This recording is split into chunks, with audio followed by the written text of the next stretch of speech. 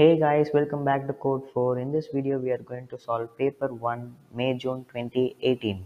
Before we move on, if you are new to this channel, make sure to subscribe Code 4 and hit that notification bell for instant updates. And please do share our channel with your friends. So without further ado, let's start. Hey guys, welcome back to Producing the Given Data. Guys, that is security and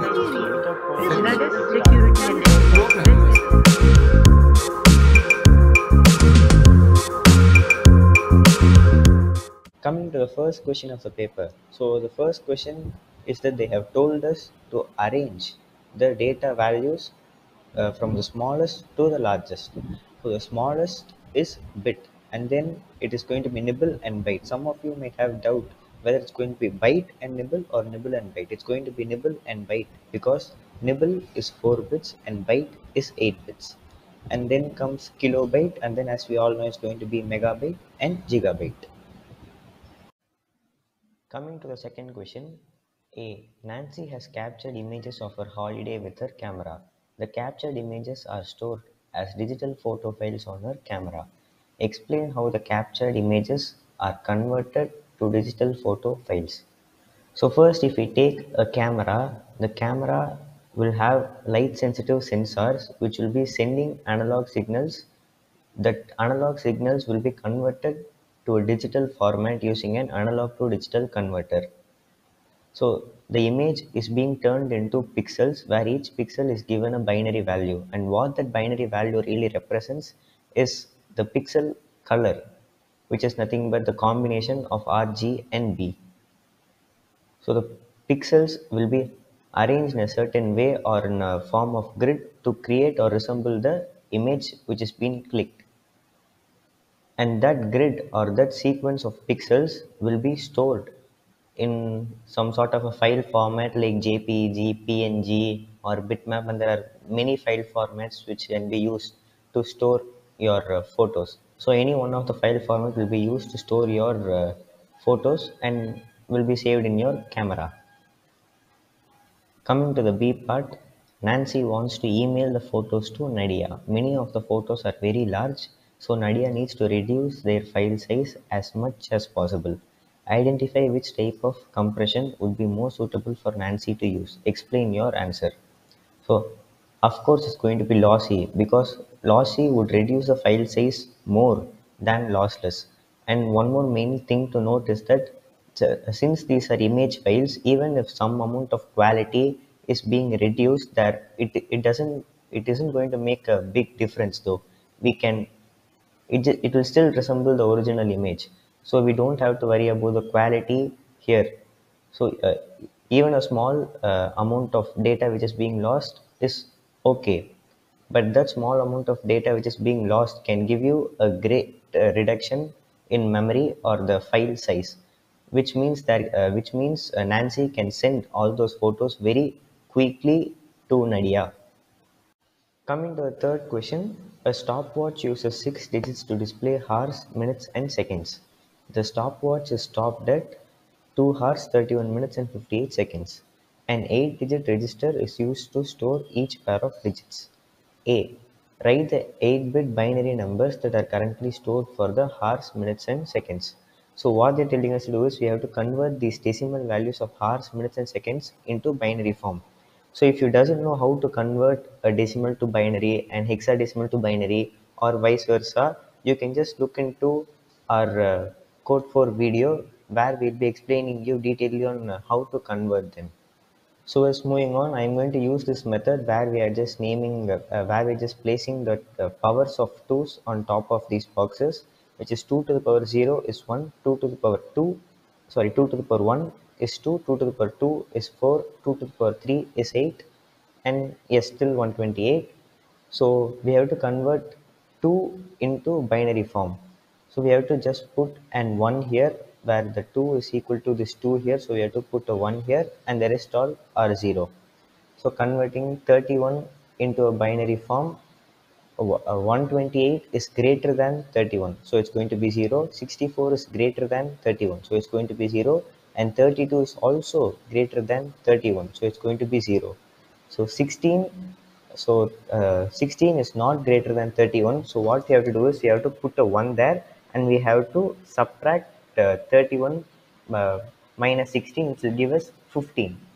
8 is less than 15, so we have to put a 1 here, and we have to subtract 15 minus 8, which will give us 7. So 4 is less than 7, so we have to put a 1 here and subtract 4 from 7. It's going to give us 3.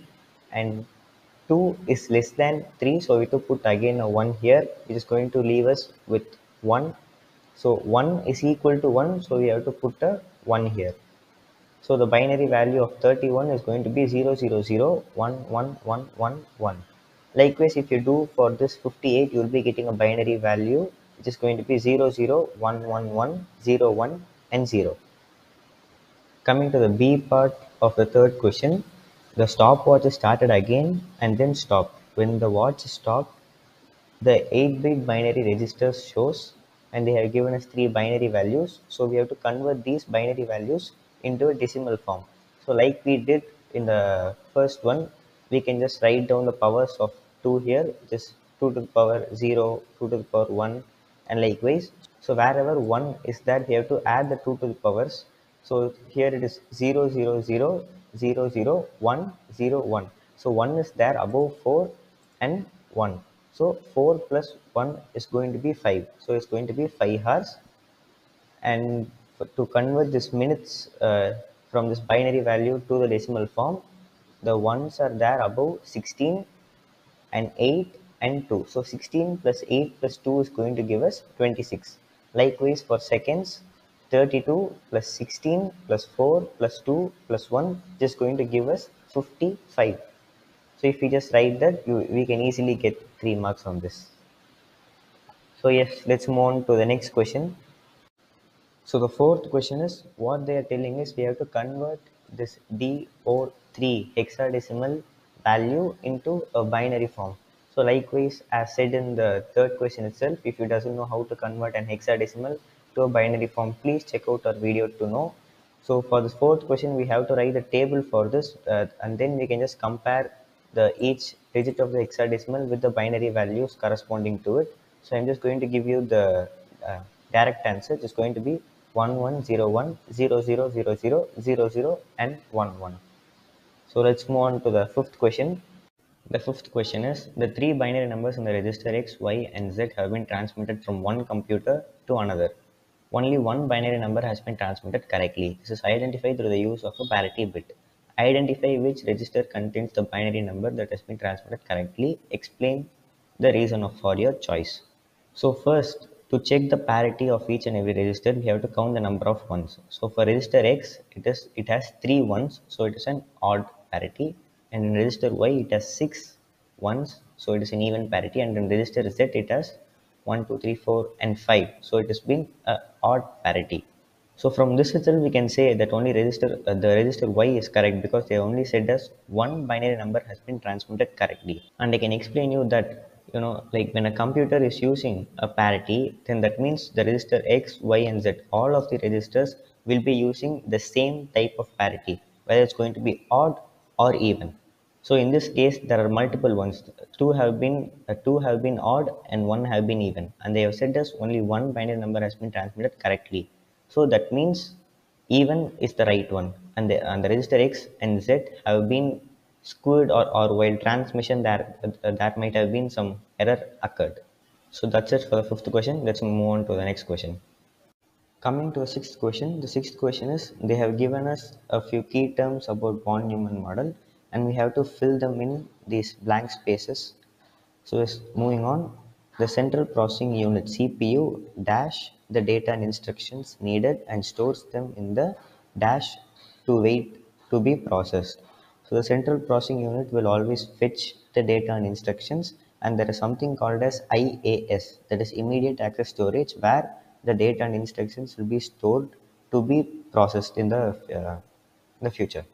The dash holds the address of the next instruction. It is obviously the program counter.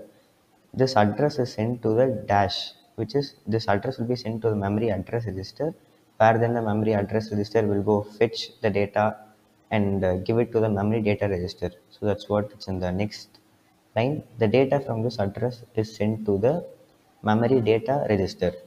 The instruction can then be decoded and dashed, which is executed because it is actually the fetch, decode, and execute cycle. So it's obviously going to be executed. Then any calculations that are carried out on the data are done by dash. So the calculations will always be done by the arithmetic and logic unit, and the output of the ALU or the arithmetic and logic unit will be temporarily stored in something called as the accumulator. So that's what they are asking here. During calculations, the data is temporarily held in a register called the, which is accumulator. So if you fill in these 8 keywords correctly in the right order, then you will be getting 8 marks. So moving to the next question.